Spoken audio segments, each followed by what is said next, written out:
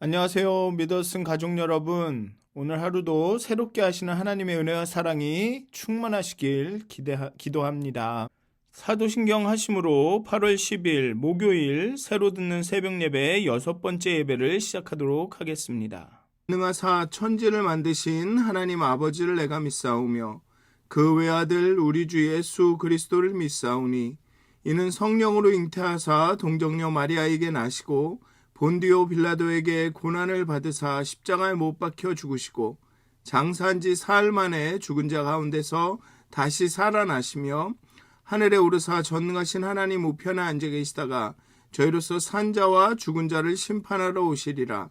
성령을 믿사오며 거룩한 공회와 성도가 서로 교통하는 것과 죄를 사하여 주시는 것과 몸이 다시 사는 것과 영원히 사는 것을 믿사옵나이다.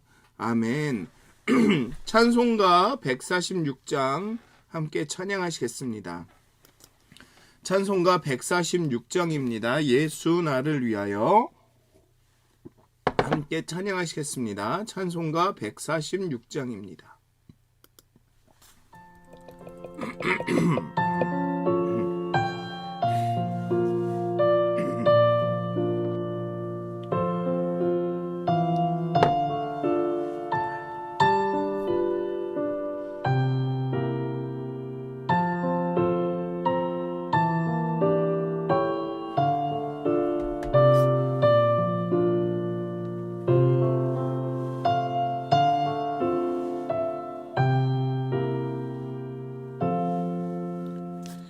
예수 나를 위하여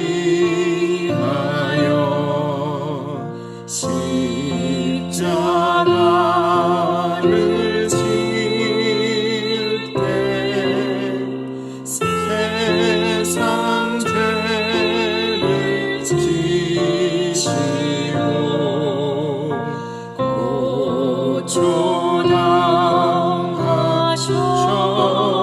고초당하셨네. 예수님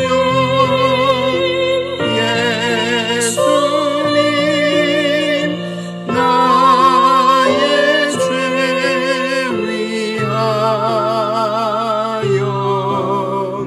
보배 피를 흘리니 죄인 받으소서.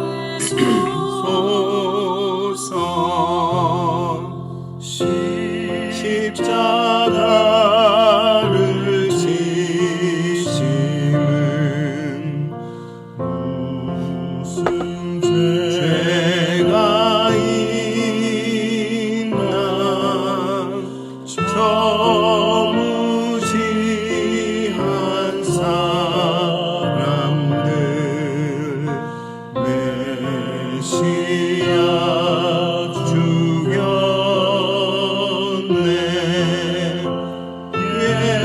예수님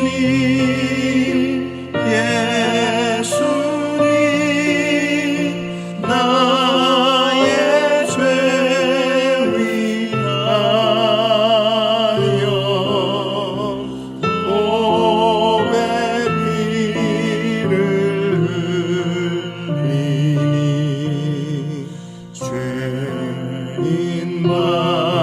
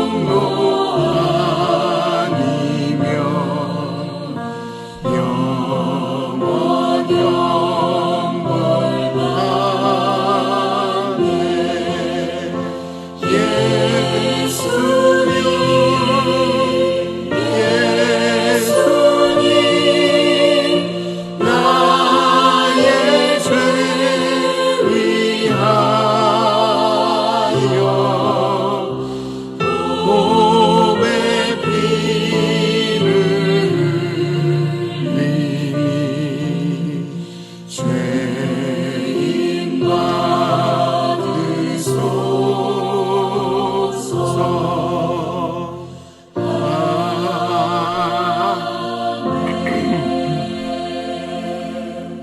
기도하시겠습니다. 하나님, 정말 이 아침에 우리의 기억을 새롭게 하여 주시옵소서.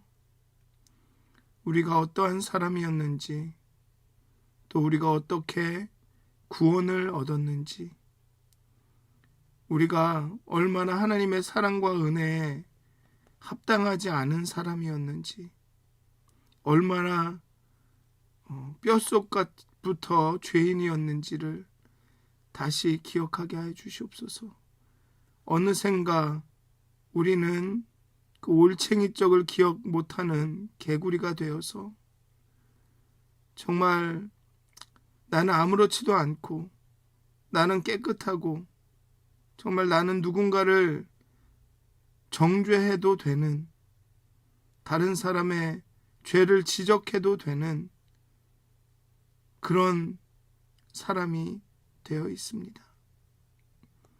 내가 어떻게 구원을 받았는지, 예수님께서 어떤 사람을 구원하셨는지 하나님 우리의 기억을 새롭게 하여 주시옵소서. 하나님 다시 한번 우리가 하나님의 은혜를, 하나님께서 우리에게 주신 베푸는 그 은혜가, 그 사랑이 얼마나 큰지를 깨달아 하나님 우리의 마음을 돌이켜 주시옵소서. 하나님 감동하지 못하는, 하나님 영적인 무감각에 빠진 우리의 영혼을, 우리의 마음을 긍휼히 여겨 주시옵소서. 하나님 감동하지 않는 이 교만함들을, 하나님이 인간이 되어 오셨음에 그 하나님이 십자가에 죽으셨음이 그 어떤 의미인지를, 얼마나 깊은 사랑인지를 깨닫고 감동하지 않는 하나님 이 완악한 마음들을 긍휼히 여겨 주시옵소서.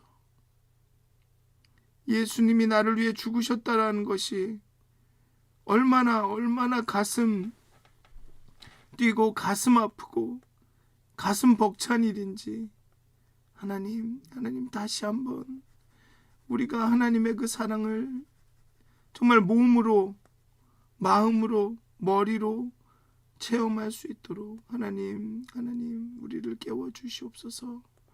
감사합니다. 예수님의 이름으로 기도하였습니다. 아멘.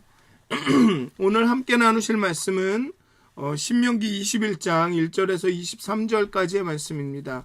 신명기 21장의 말씀입니다.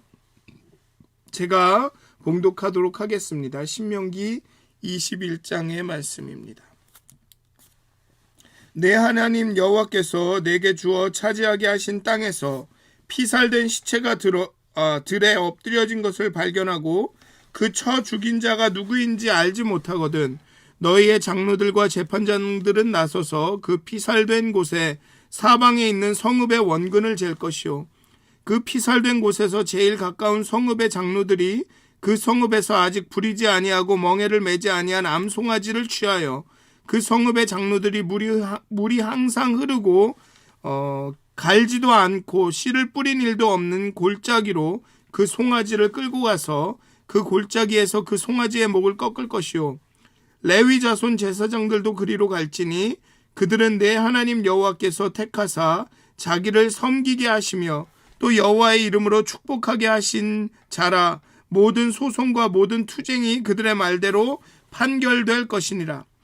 그 피살된 곳에서 제일 가까운 성읍의 모든 장로들은 그 골짜기에서 목을 꺾은 암송아지 위에 손을 씻으며 말하기를 우리의 손이 이 피를 흘리지 아니하였고 우리의 눈이 이것을 보지도 못하였나이다.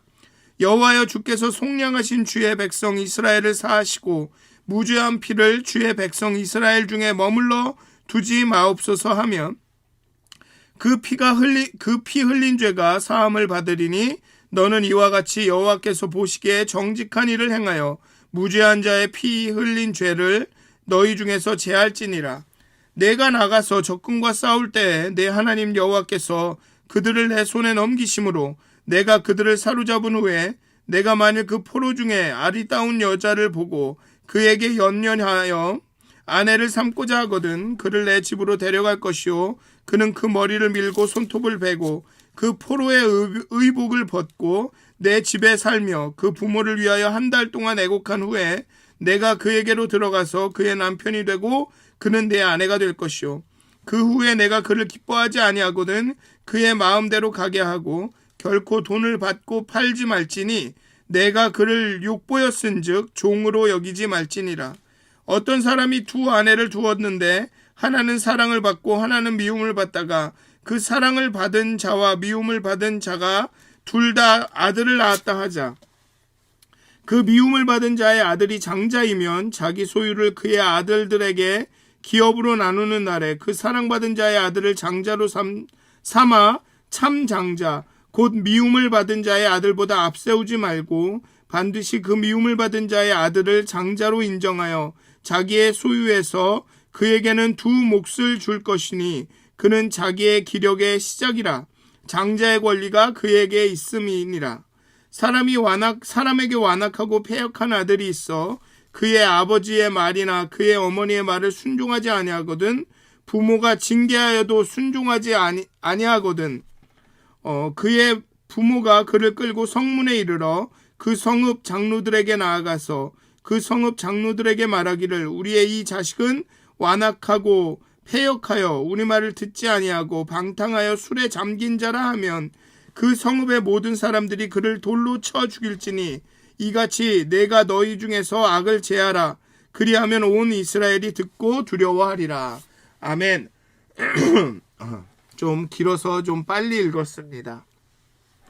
오늘의 21장의 말씀인데요. 신명기 21장인데 제가 19장, 20장, 20장, 21장, 22장까지는 살인하지 말지니라는 계명과 관련이 있다라고 말씀은 드렸지만 사실 21장부터는 법 배열의 논리를 찾기가 어렵습니다.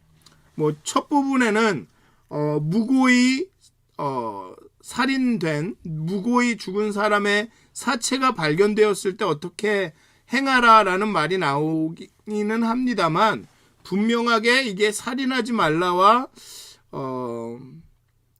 관련이 있을 수 있죠. 간접적으로는. 왜냐하면 살인은 온 공동체의 책임이기 때문에 심각한 문제다. 그러니 살인하지 말라 라는 말씀으로 볼 수 있습니다. 근데 그 다음에 포로된 여인과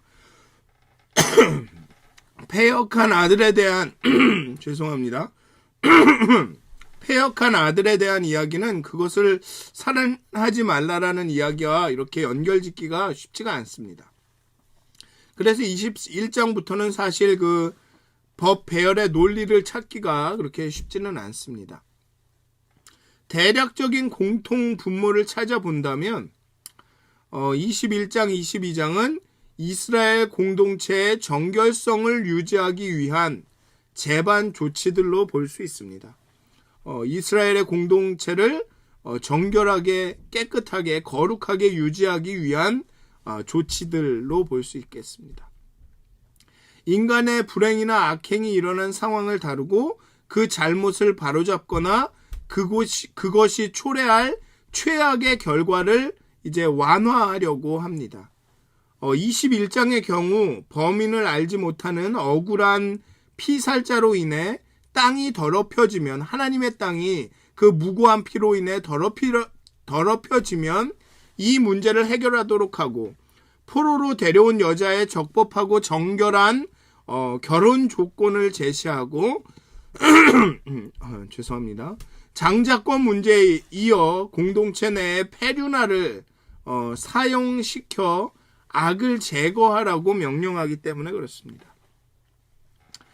본문을 좀 더 들여다보면 본문은 항상 그렇습니다. 지금 이 신명기 법의 배경이 뭐냐면 내 하나님 여호와께서 내게 주어 차지하게 하신 땅에서 이제 가나안의 정착을 전제로 하고 이야기를 하고 있습니다. 약속의 땅에서는 약속의 땅에 들어가서 정착했을 때 억울하게 살해당한 무고한 피가 그 땅을 더럽히는 일이 있어서는 안 됩니다. 그런 피사체가 발견되었는데 범인을 알 수 없다면 이스라엘 백성은 힘을 합해 이 문제를 해결해야 합니다. 그 피가 그 땅을 더럽히고 그 피값은 공동체 전체에게 돌아오기 때문에 그렇습니다. 그 살인의 책임을 공동체가 졌다는 것입니다. 이것은 이제 공동체의 문제로 그들의 정결성을 회복하기 위해 인근 마을과 공동체가 나서야 합니다. 고대 중동에서는 무고하게 죽은 희생자와 유족들에게 마을에서 돈이나 물질로 배상을 해줬습니다. 예전에는 보석이 가능했습니다. 살인죄도 보석이 가능했죠. 고대 중동에서는 그 살인은 죄가 있을 때 그 유족에게 돈이나 물질로 배상을 해주면 그 죄의 처벌을 받지 않을 수가 있었습니다. 그러나 성경은 이것을 허락하지 않았습니다. 살인죄는 배상할 수 없다, 보석할 수 없다. 오직 피로서만 갚을 수 있다는 게 성경의 법칙이었습니다. 왜냐하면 이 생명은 하나님으로부터 온 것이기 때문에 돈으로 이 살인죄가 속해질 수가 없다라는 것입니다. 단지 그 무고히 흘린 피값이 마을 전체에 돌아오며 그로 인해 마을 전체가 나아가 이스라엘 전체가 짐승의 희생을 통해서 그 피를 통해서 이 문제를 해결합니다. 즉 생명에는 생명. 물론 이제 오늘의 본문은 피를 흘리지는 않습니다. 하지만 생명은 생명으로 갚아야 된다라는 원칙이 있는 것입니다. 장로들과 재판장들은 이 피살체가 발견된 지점에서 거리를 재서 가장 가까운 성읍이 어디인지 파악해야 합니다. 그리고 가장 가까운 성읍을 찾는 이유는 범인이 그곳에 거주할 가능성이 가장 크다는 상식적인 판단 때문일 것입니다. 그리고 아무 일도 시킨 적이 없는 어린 암송아지 한 마리를 준비합니다.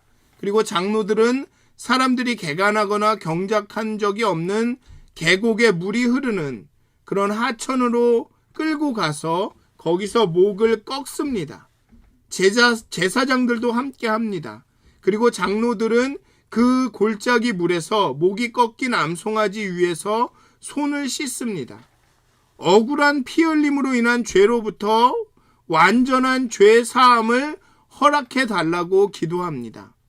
여기서 암송아지의 도살은 제단에서 이루어지지 않고 피를 내지 않는 것으로 보아 제의적인 희생, 즉 하나님께 드리는 그런 제사적인 희생이 아니라 배상적인 희생물로 죽는다고 볼 수 있습니다. 즉 생명은 생명으로 갚는다라는, 그 물질로 갚는다라는 게 아니라 돈이나 물질로 배상해서 그 죄를 사하는 것이 아니라 생명은 생명으로 갚는다라는 배상적인 희생물로 죽는다고 봐야 할 것입니다. 살인사건이 발생한 죄의 더러움은 장로들이 백성들을 대표하여 자신들의 손을 물로 씻음으로, 그리고 생명을 생명으로 갚음으로 씻기는 것입니다. 무고한 피가 땅을 더럽히는 일은 공동체의 책임입니다. 이 주변에 있는 가장 가까운 거리에 있는 성읍의 사람들이 어떤 놈이 저 사람을 죽인 거야, 어떤 놈이 어떤 녀석이 무고한 피를 흘린 거야 라며 그 사람을 막 비난하지 않았습니다. 이 살인의 책임은 우리 성읍이 있다. 그러니 우리 성읍에서 그 송아지를 가져다가 목을 꺾고 그 생명을 생명으로 갚고 손을 씻어야 한다라고 말한 거죠. 무고한 피가 땅을 더럽히는 일은 공동체의 책임입니다. 우리는 뉴스에서 총기 사건이나 마약 관련 사건이나 어떤 사망 사건을 볼 때 우리는 안타까워하고 유감을 느끼고 기도한다고 말합니다. 어떤 경우에는 왜 마약을 만들어서 마약을 왜 써서라며, 아니면 왜 부모는 저 아이에게 저런 총에게 접근할 수 있게 해가지고 이런 사단을 만드느냐, 도대체 저 아이는 정신적으로 문제가 있는 거 아니냐며 비난하기도 합니다. 안타까워하기도 하죠. 그 희생자들, 유족들을 기도한다고 하고, 하지만 그 누구도 그 사건이 내 책임이다라고 말하는 사람은 없습니다. 범죄자나 시스템을 탓하죠. 부모를 탓합니다. 아마 그렇기 때문에 변화가 없는지도 모르겠습니다. 우리는 애통해하지는 않습니다. 이 애통해한다라는 것은 I'm sorry, 슬퍼, I'm sad, 이게 애통하는 것이 아닙니다. 통회하고 자복한다라는 얘기입니다. 내 죄구나, 내 탓이구나, 내 잘못이구나라고 말하는 것이라는 거죠. 내 잘못으로, 공동체의 잘못으로 우리가 여기지 않기 때문에 변화가 없는지도 모르겠습니다. 누군가의 실수, 누군가의 잘못, 누군가의 죄는 바로 내 탓이라는 의식이 있지 않고는 어떤 변화를 일으킬 수 없습니다. 왜냐하면 남의 일이기 때문에. 아무리 안타깝고 슬프고 심각한 죄와 사건일지라도 내 일이 아니면 남의 일이거든요. 쉽게 비판하고 쉽게 비난하고 그냥 그 다음에 잊으면 됩니다. 그렇기 때문에 변하지 않는 거죠. 법을 만드는 사람들이든 정치인이든 그 사건에 그 포함한 그런 법 집행관이든 간에 그 일이 내 일이라고, 내 죄다고, 내 잘못이라고 여기지 않으니 그 누구도 그것을 바꾸기 위해 나서지 않는 것입니다. 세상이 잘못되어 간다. 세상이 점점 세속화되어 간다. 세상이 정말 죄악에 빠져간다라고 교회가 막 걱정하고 한탄을 합니다. 하지만 교회가 세상이 그렇게 세속적으로 되어가는 것은 내 탓이라고 말하지 않습니다. 교회가 교회로 바로 서지 않기 때문에 세상이 이렇게 세속적으로 간다라고 말하지 않습니다. 그저 세상 탓을 하죠. 세상은 악이니 세상과 구별되어서 세상과 떨어져서 살아야 된다. 세상을 떠나야 된다. 세상 것은 다 저주하고 버려야 된다라고 교회는 말합니다. 그러니 세상이 변하지 않는 것입니다. 교회는 세속화되고 하나님께 불순종하고 하나님을 거역하는 세상을 비판하고 정죄하고 잘못되어 간다. 세상이 왜 이 모양 이 꼴이냐라고 할 것이 아니라 그것이 바로 내 탓이로소이다. 교회가 바로 서지 않아서 그렇습니다라고 애통하고 자복해야 하는 것입니다. 그렇지 않기 때문에 세상은 변하지 않는 것입니다. 오히려 교회가 변하게 되는 것입니다.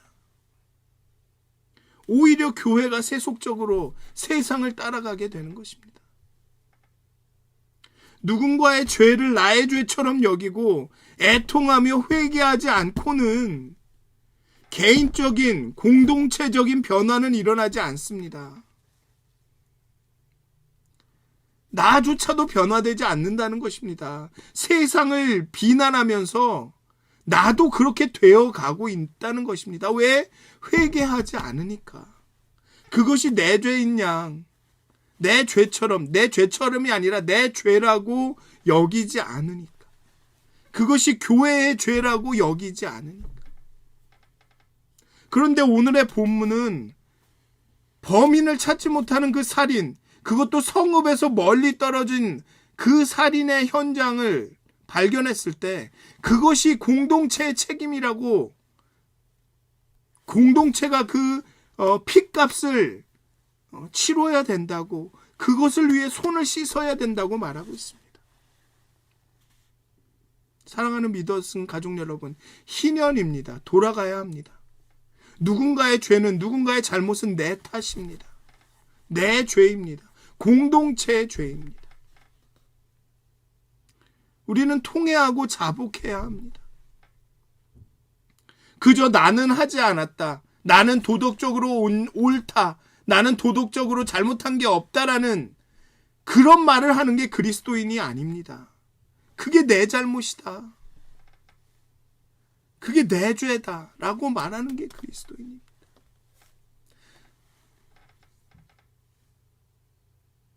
그 다음에 이제 여자 포로에 대한 지침을 얘기합니다. 오늘 본문은 여자 포로가 있는 것으로 보아서 아마도 비가나안 족속과 관련이 된 것 같습니다.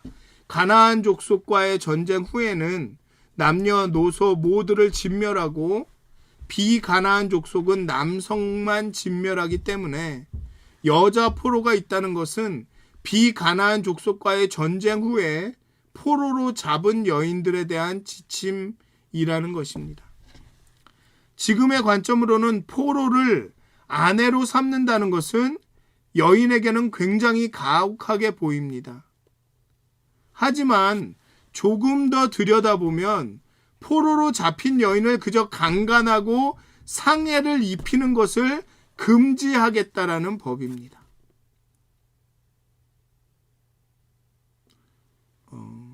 신명기의 이 법은 전쟁이라는 현실을 인정을 합니다. 즉 여인이 포로로 잡히지 않았으면 좋겠지만 전쟁이라는 현실 때문에 여인이 포로로 잡힙니다. 이 전쟁이라는 현실은 포로를 낳습니다. 포로가 생기게 마련입니다. 그러나 힘없는 포로라고 해서 저항할 수 없는 포로라고 해서 함부로 대해서는 안 된다는 것을 이 지침은 말하고 있습니다. 즉 다시 말하면 여기 보면 여기에 말하고 있는 이러한 지침을 다 지킨 후에 그때야 들어가서 아내로 삼아야 한다는 것입니다. 포로라고 해서 그냥 막 강간하고 막 상해를 입히고 그런 다음에 막 이렇게 버려서는 안 된다라는 것입니다.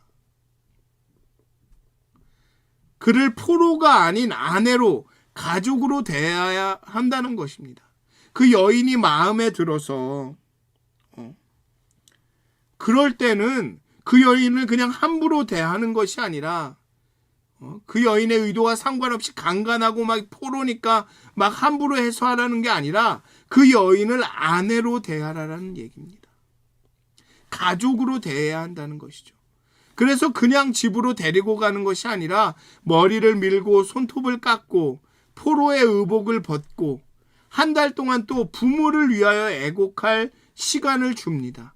즉 여인이 지금의 이 현실을, 그 상처를, 그 아픔들을 받아들일 수 있는 충분한 시간을 주는 것이죠.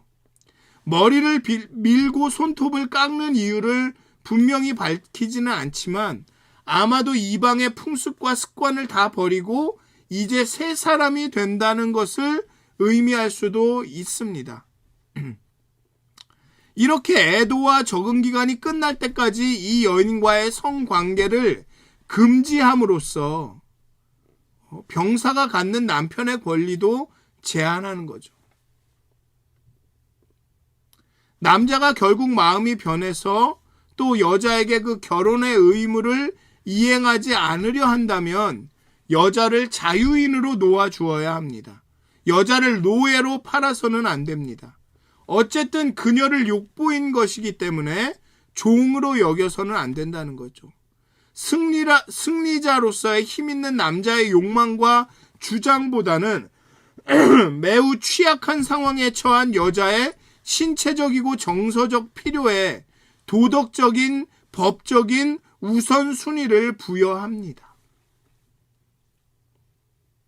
포로기 때문에 함부로 해서는 안 된다는 거죠. 힘없는, 저항할 수 있는 여자이기 때문에 승리자인 남성이 자신의 욕망을 해결하기 위해서, 자신의 주장을 다하기 위해서, 권리라고 말하기 위해서 함부로 해서는 안 된다는 것입니다. 이 약한, 취약한 상황에 처한 여자의 신체적이고 정서적인 필요를 생각해 줘야 된다. 법적으로, 도덕적으로 거기에 우선순위를 부여합니다. 이 법은. 약자에 대한 아주 배려를 볼 수 있죠. 그리고 다음의 지침은 아들을 부당한 아버지에게서 보호하고 부모를 제 멋대로인 아들에게서 보호합니다. 장자권은 아버지가 누구를 더 편애하는지에 상관없이, 어떤 엄마를 더 좋아하는지에 상관없이 첫 번째 아들 장자에게 귀속이 됩니다. 그 권리는 누구도 빼앗을 수 없습니다. 물론 구약에는, 창세기에는 이 상속의 순서가 바뀐 적이 몇 번이 있습니다. 야곱과 에서, 이삭과 이스마엘, 에브라임과 므낫세. 그러나 기본적인 원칙은 바로 서야 했습니다. 어머니가 더 아버지에게 사랑받지 못한다는 이유로 아들이 고통을 당해서는 안 된다는 것입니다. 어머니가 덜 사랑받는다는 이유로 그 장자의 권리를 빼앗겨서는 안 된다는 것이죠. 또 그렇지만 이 장자의 권리가 그 차자로 넘어갈 수 있는 한 가지 경우가 있습니다. 그 경우가 어떤 경우냐 하면, 이 장자가 부모의 말을 듣지 않고 허랑방탕하게 생활하며 폭음을 일삼았을 경우에는 그런 가능성이 있습니다. 즉 그런 자녀는 공동체의 처분에 호소할 수 있습니다. 장로들이 배심원으로 참여하여서 자녀의 폐륜을 확인해 주면 마을 사람 전체가 돌로 쳐서 그 자녀를 사형에 처합니다. 사실 이 법은 실행되기가 어렵지 않았을까 추측이 됩니다. 어떤 부모가 공개적으로 자녀의 폐륜을 증언해서 자신의 자녀가 돌에 맞아 죽게 만들 수 있겠습니까?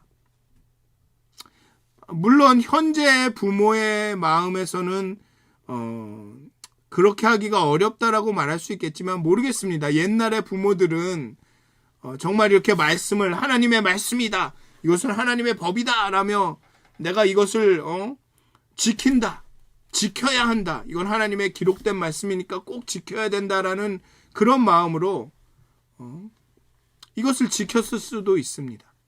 그렇게 자신의 아들이 패역하고 허랑방탕하고 폭음을 일삼으면 공동체에 맡겨서 돌멩이에 맞아 죽게 만들었을 수도 있습니다. 믿음이 큰 분들은 그렇게 말씀에 따르셨겠죠. 그때 당시에도 성경에 있는 거니까. 그렇지만 실제적으로는 아마 부모가 자식을 그렇게 하기가 쉽지는 않았을 거라는 생각이 듭니다. 여기서 패역한 아들은 그저 어려서 버릇없는 자녀를 의미하는 것이 아닙니다. 심각한 비행 청소년을 말하는 것입니다. 어쩌면 앞에 상속권과 관련해서 장자가 패역한 경우를 이야기하는 것일 수도 있겠습니다. 앞에서 말씀드린 대로. 즉 유산 상속의 자격이 없는 장자를 의미할 수도 있죠. 그리고 이 율법은 가정에서의 훈육의 중요성을 나타냅니다. 그리고 더불어서 그 한계를 인정하죠. 가정에서 훈육하여도 듣지 않았을 때는 공동체의 장로들에게 의뢰해야 한다는 것입니다. 중요한 것은 가족의 문제라고 해서 자녀를 살리고 죽이는 권리까지 가족에게 있다라고 말하지는 않는다는 것입니다. 즉 내 자식 내가 맘대로 하는데 무슨 상관이냐라고 말할 수 없다는 것이죠. 내 자식을 내가 훈육하면서 때리는데 당신이 무슨 말을 할 수 있냐라고 말할 수 없다는 것입니다. 진지한 행동이 필요하면 민법의 장으로 장로들 앞으로 문제를 가져와야 했습니다. 도대체 이게 내가 감당할 수 있는 그런 수준 이상의 문제다라고 했을 때는 자녀의 문제일지라도 장로들 앞으로 그 문제를 가져와야 했다는 것입니다. 그렇다고 해도 여전히 이 율법은 최후의 수단입니다. 아마도 이렇게 이 끝까지 공동체 앞에 나와서 장로들에 의해서, 공동체에 의해서 이렇게 돌에 맞아 죽게 하는 이런 극단의 수단까지 오기 전에 어쩌면 가족 안에서 다 문제들이 해결되지 않았을까라는 생각을 합니다. 이 구약 학자들에 의하면 이스라엘에서 이 율법이 실제로 적용되었다라는 기록은 없다고 합니다. 부모는 항상 부모였던 거죠. 이러나 저러나. 패역한 아들이 없지는 않았을 것입니다. 분명히 있었을 텐데 그 부모들이 정말 공동체 앞으로 그 자식들을 데려와서 그 돌에 맞게 하는 경우는 정말 기록된 대로 말씀대로 이 말씀대로 지킨 적은 기록된 것이 없다라고 말합니다. 그런데 중요한 것은 무엇이냐면 이 말씀, 이 율법을 보면서 우리가 중요하게 생각해야 될 것은 무엇이냐 하면 자녀 교육의 문제마저도 공동체의 것이라는 것이죠. 공동체의 책임이라고 여겼다라는 것입니다. 그러니까 우리는 남의 자식을 그렇게 쉽게 욕해서는 안 됩니다. 아, 왜 저 자식은 저래? 부모가 뭐 하는 거야? 이런 말을 해서는 안 된다는 것입니다. 세상 사람들은 그럴 수 있습니다. 하지만 교회에서는 그래서는 안 된다는 것입니다. 왜냐하면 그 자녀는 공동체의 책임이기 때문에 그렇습니다. 물론 이게 참 이렇게 그 앞에서 말씀드린 대로 이 맥락을 정하기가 참 어렵습니다. 오늘의 본문을. 하지만 전체적으로 보면 공동체 내의 비극적인 사건들을 어떻게 다루는지에 대해서 이야기하고 있는데 공동체 내에서 일어난 비극적인 사건은 공동체의 책임이라는 것입니다. 남 탓이 아니라 내 탓을 해야 된다는 것이죠. 자녀의 문제도, 심지어는 살인의 문제도 그 살인자의 탓, 부모의 탓이 아니라 내 탓이라는 것입니다. 공동체의 탓이라는 것입니다. 그러니 함께 아파하고 함께 회개하고 함께 애통해하고 함께 자복해야 한다는 것이죠. 그럴 때 변화가 나타난다는 것입니다. 그래서 하나님이 네 몸같이 내 몸같이 사랑하라. 그렇게 말씀하시는 것이죠. 너를 사랑하는 것처럼 남도 사랑하라라고 말하는 것입니다. 하나님은 사람을 너무나도 잘 아셨던 것 같습니다. 내일이 되기 전까지는 어떤 일도 하지 않는다는 것. 그렇기 때문에 오늘 본문은 살인도 자녀 교육도 공동체의 것이라고 말합니다. 그러니 함부로 사회 시스템의 탓을, 살인자의 탓을, 부모의 탓을 할 수 없다는 거죠. 나 때문입니다. 우리 때문입니다. 사랑하는 믿었은 가족 여러분, 우리가 이 공동체 의식을, 이 성경이 말하고 있는 이 하나됨, 이스라엘 의식을 우리가 회복했으면 좋겠습니다.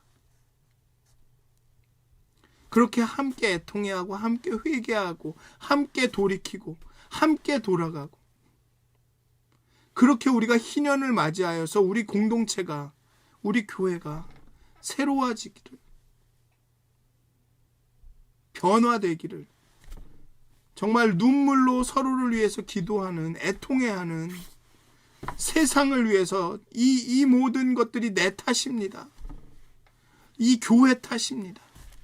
우리가 온전하지 않아서, 우리가 거룩하지 않아서, 우리가 회개하지 않아서 세상이 이렇게 됩니다. 라고 고백하는 그런 교회가 우리들이 되시기를 주님의 이름으로 축원드립니다. 기도하시겠습니다. 하나님, 오래 믿었습니다. 우리가 성경을 오래 읽었습니다. 성경을 많이 압니다. 그래서 우리는 정결의, 성결의, 경건의 모양이 어떤 것인지를 압니다. 그래서 경건하지 않은 것을 보았을 때는 지적을 합니다. 이것은 너 때문이야. 너의 죄야. 하지만 우리 안에는 경건의 능력이 없습니다. 우리가 스스로 거룩해지지 않습니다. 도덕적으로는 민감하게 판단하지만 도덕적으로 우리가 새로워지거나 거룩해지는 능력은 요만큼도 없습니다. 왜냐하면 내 탓이라는, 공동체 탓이라는, 교회 탓이라는, 우리 때문이라는 의식이 없기 때문에 그렇습니다. 세상이 이렇게 된 것은 교회 때문이라는 생각이 없기 때문에 그렇습니다. 우리는 세상 탓을 합니다. 하나님, 우리를 겸손케 하여 주시옵소서. 하나님, 우리를 겸손케 하여 주시옵소서. 하나님, 내 탓이오, 내 탓이오. 애통하고 자복할 수 있도록, 정말 애가를 부를 수 있도록, 그 이스라엘의 폐허와 예루살렘의 그 무너진 것을 보고 예레미야가 내 탓이오라고 울었던 것처럼, 내 죄 때문이오라고 울었던 것처럼 우리도 그렇게 울게 하여 주시옵소서. 우리도 그렇게 애통하고 자복하게 하여 주시옵소서. 나만 아니면 됐지 하는 생각을 버리게 하여 주시옵소서. 나만 거룩하면 됐지, 나만 그런 죄 안 지으면 됐지라는 생각을 버리게 하여 주시옵소서. 내 탓이오, 내 죄요 라고 여기게 하여 주시옵소서. 그렇게 거룩함, 나의 거룩함, 너의 거룩함, 우리의 거룩함을 이루어 나갈 수 있도록 하나님, 우리를 겸손케 하여 주시옵소서. 하나님, 아주 쉽게 다른 사람에게 향한 우리의 손가락들을 하나님이여 꺾어 주시옵소서. 그 손가락들을 먼저 나에게 돌릴 수 있도록 그런 겸손함을 우리에게 허락하여 주시옵소서. 그렇게 거룩한 삶을 살아가게 하여 주시옵소서. 감사합니다. 예수님의 이름으로 기도하였습니다. 아멘. 하늘에 계신 우리 아버지여, 이름이 거룩히 여김을 받으시오며 나라가 임하옵시며 뜻이 하늘에서 이루어진 것 같이 땅에서도 이루어지이다. 오늘 우리에게 일용할 양식을 주옵시고, 우리가 우리에게 죄진 자를 사하여 준 것 같이 우리의 죄를 사하여 주옵시고, 우리를 시험에 들게 하지 마옵시고 다만 악에서 구하옵소서. 나라와 권세와 영광이 아버지께 영원히 싸움나이다. 아멘. 오늘도 행복한 하루가, 정말 거룩한 하루가 되시길 기도합니다.